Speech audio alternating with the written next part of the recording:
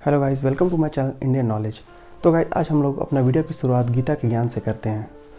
यद यदा चरति श्रेष्ठ सतत देवे तरो जन स यत प्रमाण कुरुते लोक सतत नुर्वर्तते।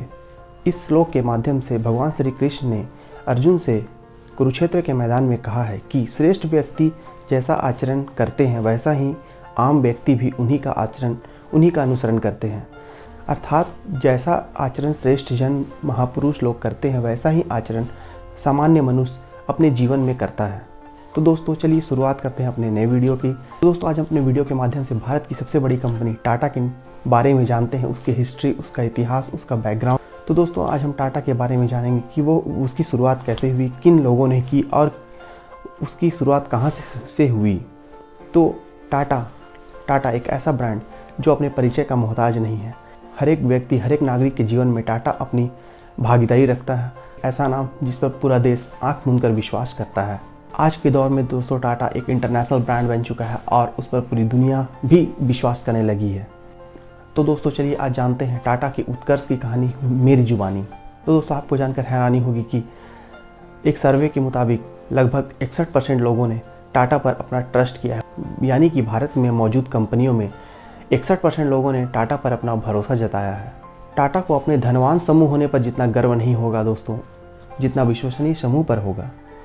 टाटा समूह की शुरुआत की बात करें दोस्तों, तो आज से लगभग 200 साल पहले गुजरात के नवसारी गांव के एक छोटे से कस्बे में हुई होगी, जब नसेरवान जी टाटा के दिमाग में किसी व्यवसाय को करने की उपज हुई होगी। 1822 ईस्वी में पारसी पृष्ठ परिवार से ताल्लुकात रखने वाले नसेरवान जी टाटा अपने गांव के इकलौते व्यक्ति थे जो अपने पुराने काम, पुजारी का काम को छोड़कर व्यवसाय पर ध्यान देने लगे। जब उनकी शादी और उनके बच्चे हुए, तब उन्होंने अपना रुख मुंबई की ओर किया और अपना व्यवसाय स्थापित किया। जब उन्होंने मुंबई में अपना रुख किया, तब वे कॉटन का व्यवसाय करने लगे। नसेरवान जी टाटा के पुत्र जमशेद जी टाटा का जन्म 1839 ईस्वी में हुआ था और वे भारत के फर्स्ट एंटरप्रेन्योर थे। जब वे 18 साल की उम्र के हुए, तब वे अपने पिताजी नसेरवान जी के कारोबार में शामिल हुए और अपने सूती वस्त्र के व्यवसाय में शामिल हो गए। जमशेद जी को भी अपने पिताजी नसेरवान जी के जैसे ही अपने व्यवसाय में रुचि थी। जमशेद जी पढ़ाई पूरी करने के बाद अपने पिताजी के निर्देश पर अपने व्यवसाय का विस्तार करने हांगकांग गए। इसके बाद वे चीन के शहर शंघाई गए और अपना ब्रांच स्टैब्लिश किया। इसी क्रम में वे 25 साल की उम्र में ही वे लंदन का रुख किए और लंदन में उन्होंने लंकाशायर और मैनचेस्टर सिटी में सूती वस्त्र उद्योग का उन्होंने अध्ययन किया, क्योंकि उनका व्यापार ही सूती वस्त्र था। अपने जीवन के शुरुआती दौर में जमशेद जी ने अपने पिता के कारोबार में ही हाथ बटाया और उनके साथ ही काम करते रहे, परंतु 1868 ईस्वी में उन्होंने अपना अलग से व्यवसाय स्टार्ट किया। उनके पास 21,000 रुपये थे और 21,000 से उन्होंने एक ऑयल कंपनी को खरीदा। ऑयल कंपनी खरीदने के बाद दोस्तों, उसे कॉटन इंडस्ट्री में तब्दील कर दिया। उससे वह कॉटन का उत्पादन करने लगे। ब्रिटिश पीरियड में कॉटन वस्त्रों की काफ़ी ज़्यादा डिमांड थी। साल 1874 ईस्वी में जमशेद जी ने उस मिल को बेचकर अपनी एक नई कॉटन मिल की स्थापना नागपुर में की, क्योंकि उस वक्त नागपुर में कॉटन के कच्चे मालों की पर्याप्त उपलब्धता थी।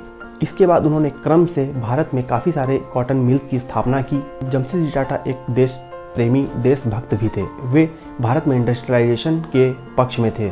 इसी क्रम में वे स्टील फैक्ट्री की भी स्थापना भारत में करना चाहते थे। इसके लिए उन्होंने काफ़ी सारी जगहों का चयन किया, परंतु भारत भ्रमण के क्रम में वे बिहार भी आए और बिहार के पश्चिम सिंहभूम जिले में उन्होंने अपने स्टील फैक्ट्री की स्थापना के लिए उन्हें वह जगह उपयुक्त लगी और पश्चिम सिंहभूम जिले में ही उन्हें स्टील फैक्ट्री लगाने का विचार आया। पश्चिम सिंहभूम जिले को उन्होंने इसलिए चुना क्योंकि केओंझर नामक उड़ीसा का जिला पश्चिम सिंहभूम से सटा हुआ था और उस जिले में लौह अयस्क की मात्रा काफ़ी ज़्यादा थी और वहाँ प्रोडक्शन काफ़ी ज़्यादा हो रही थी। जमशेद जी टाटा ने होटल चेन ताज की भी स्थापना की। भारत में उस वक्त किसी भी इमारत में बिजली का उपयोग नहीं किया जाता था, परंतु जमशेद जी की विजनरी सोच के तहत उन्होंने होटल ताज में बिजली का उपयोग किया और भारत में पहली बार किसी इमारत में बिजली का उपयोग होने लगा।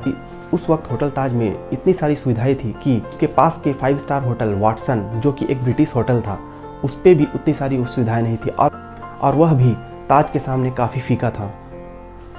अब हम बात करते हैं टाटा के नेक्स्ट जनरेशन की। साल था 1904 ईस्वी में जमशेद जी टाटा की मृत्यु हो चुकी थी। जमशेद जी की मृत्यु के बाद उनके पुत्र सर दोराबजी टाटा कंपनी के चेयरमैन बने और सर दोराबजी टाटा ने 1907 ईस्वी में टाटा स्टील का काम पूर्ण कराया।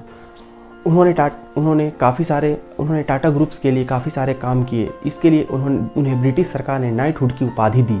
टाटा के थर्ड जनरेशन की बात करें दोस्तों, तो सर दोराबजी टाटा के बाद उनके दूर के कजन जे.आर.डी. टाटा ने टाटा ग्रुप की कमान संभाली। वे पैशन से एक पायलट थे।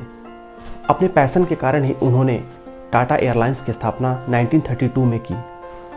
जब भारत देश 1947 में आज़ाद हुआ, उसके बाद भारत में काफ़ी सारी जो बड़ी बड़ी कंपनियां थी, उन्हें भारत सरकार ने नेशनलाइजेशन के तहत उन्हें अपने में अधिग्रहित किया। उसी में टाटा एयरलाइंस का भी भारत सरकार ने अपने में अधिग्रहण किया और उसके बाद भारत सरकार ने टाटा एयरलाइंस का नाम बदलकर इंडियन एयरलाइंस और एयर इंडिया कर दिया। जे.आर.डी. टाटा ने ही 1967 में टीसीएस की स्थापना की।